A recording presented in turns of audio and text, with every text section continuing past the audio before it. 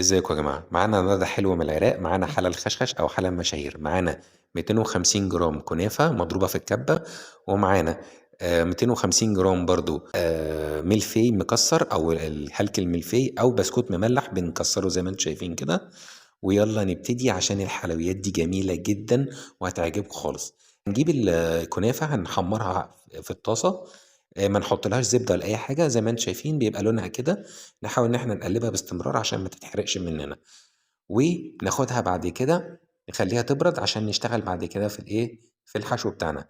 معانا نص كوباية لبن بودرة، ومعانا نص كوباية سكر، وشوية مية دافي مية سخنين صغيرين هنقلبهم عشان نعمل لبن مكثف عشان نعمله كالحشو بتاعنا. هنعمله زي الكريمة بتاعتنا. هنقلب وبعدين بعد ما يبرد شوية هنحط عليه نص كوباية كريم شانتيه أو اللي هي كريم باستري، ومعها كوباية زبادي، وعندي جوز هند وأي مكسرات عندكم ممكن تحطوها، وممكن ما تحطوش جوز هند لو ما عندكوش. ونقلب ده كله مع بعض لحد ما يتجانس خالص ويبقى زي كريمة كده. تبقى للحشوة هتبقى جميلة قوي. بصوا القوام عامل ازاي. احنا عايزين القوام ده عشان نحشي بيه. هنجيب الوعاء اللي هنغرف فيه، هنحط شوية بسكوت في الأرضية، وبعدين هنحط راق من الكنافة، وبعدين هنحط راق من الكريمة اللي احنا عاملينها. وصدقوني هتطلع كنافة بشكل تحفة. صدقيني كل البيت هيتكلموا عليها.